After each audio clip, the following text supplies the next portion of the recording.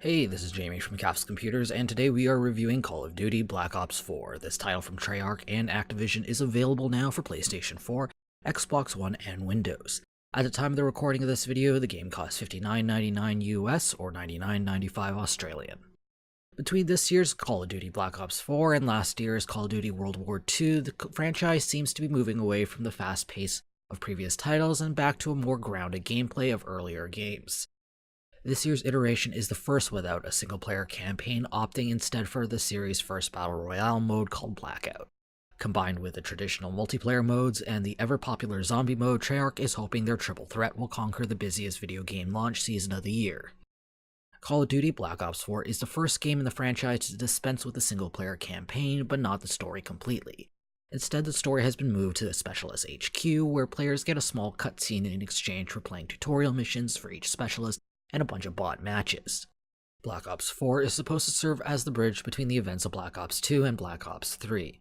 In practice, the story is vague and barely understandable to anyone new to the franchise.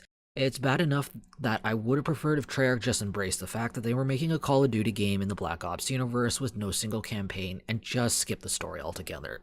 The only bright spot in the story is the hilarious, over-the-top performance by the AI version of Sergeant Frank Woods.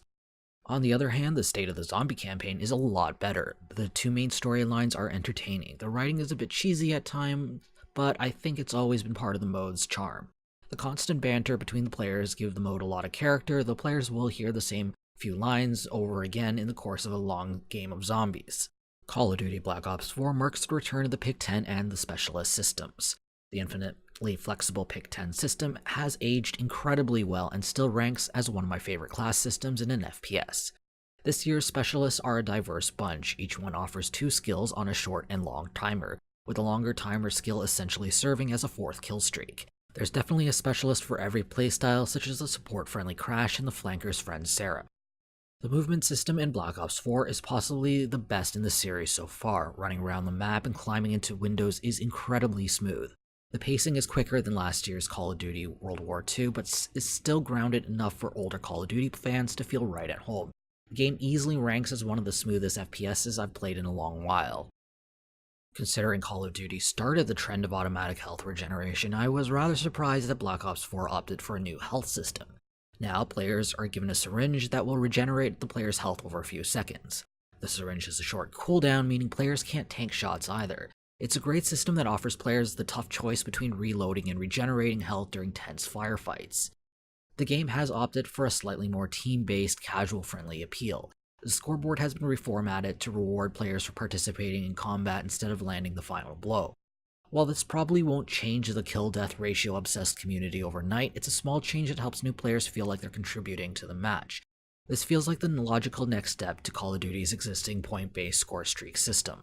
Call of Duty 4 offers a mix of old favorites and new maps. The old maps have been left untouched, save for a facelift to bring them up to modern standards. The new maps are a solid mix of close-quarter brawls and long hallways for tense sniper battles.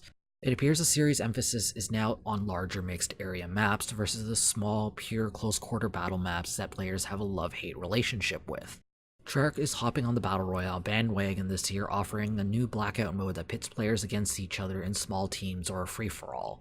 Instead of choosing their guns and perks, players parachute onto a massive map with main areas taking design cues from some of Black Ops' most beloved levels. Perks, weapons, and equipments are scattered around the map that is quickly closing in on the players. Call of Duty's fast-paced gunplay translates well to the mode. Call of Duty Black Ops 4 offers two separate zombie campaigns consisting of 2 missions each. While the 2 campaigns share base gameplay, perks, potions, and guns, each campaign starts with its own set of plot-appropriate special weapons that are eventually unlocked for the other campaign. The new missions have a ton of content beyond fighting zombie waves that get increasingly more challenging. Without many hints, players will need to experiment or use a walkthrough to find all the Easter eggs in the level. The levels are designed well with few cheap choke points and a lot of neat little challenges scattered throughout. The weapon balancing is clearly a work in progress.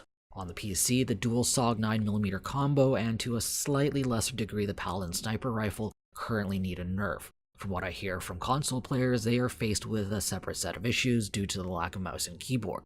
It might be time for Treyarch to follow Blizzard's lead and balance the PC and console versions of the game separately. Right now, the network situation needs some work. During the beta, Black Ops 4 ran at 60 Hz up and down. Currently, the game sends data at 60 Hz, but receives at 20. The setup is not ideal for competitive first-person shooters, and many of Black Ops 4's non-Battle Royale competitors are running at least 60 Hz up and down. In all fairness, though, Activision Blizzard's other big competitive shooter Overwatch was in a similar situation on launch and later upgraded to 60 Hz up and down. Launches for big games means a crush of players in the first week with a quick drop-off in player count in the following weeks.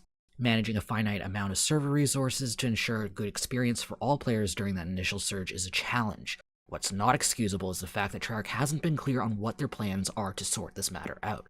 They've announced they'll be rolling out improvements in the coming weeks, but have been vague on what these improvements actually entail. As of publishing, there's talk that this improvement is a bump to 30 Hz for some servers, but it's still a far cry from 60. The PC port quality is excellent. Beanox has done a fantastic job making sure that PC players can tweak almost every aspect of the game. I really like the game's tiered menu that offers the usual options, but an advanced menu just underneath to let players have finer control over the game. It's a small detail, but I also noticed the fact that Call of Duty Black Ops 4 lets me use the caps lock key without actually triggering the caps lock. I don't know what sort of black magic happened, but I wish more games would do it. Call of Duty Black Ops 4 doesn't change too much graphically besides the usual upgrades to take advantage of the latest and greatest hardware. The newer futuristic art style looks excellent, though admittedly a few gun designs would probably be immediately booted from a firearms designer's desk for not being practical. The maps offer a good variety of locales to keep things fresh. Classic maps like Firing Range have been given a visual update and look excellent. The audio experience in Call of Duty Black Ops 4 is good. The music is the usual hard rock tracks that we've come to expect from this series. The voice acting is solid. The sound effects have a nice punch to them. Sound directionality is not bad but could be improved. With a pair of headphones and a virtual surround sound setup, I had no problem figuring out exactly where shots were coming from, but footsteps generally felt a bit more muffled in comparison. It's not much of an issue for busy modes like Team Deathmatch, where all the action drowns out a lot of the footsteps anyways, but it's a bit frustrating for quieter modes like Blackout.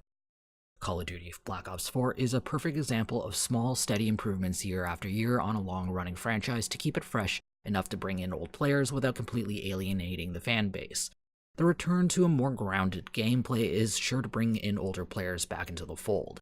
The improved movement system and the new Blackout mode are excellent. The game is suffering from growing pains though. The guns need some balancing and the netcode needs to be bumped back up to 60 Hz up and down as soon as possible. However, even with these issues, I've still had an absolute blast with Call of Duty Black Ops 4. I'm awarding Call of Duty Black Ops 4 8.5 capsules out of 10. If you want to read this review, be sure to check out the link in the description or in the video's card. I hope to see you soon. This is Jamie from Capsule Computers signing off. Hey YouTube, if you enjoyed this video, be sure to like it and subscribe to Capsule Computers for more awesome videos. If you're looking for more videos to watch, check out our review of Assassin's Creed Odyssey here on the left. If you're looking for more classic setting, check out our review of Call of Duty World War II here on the right.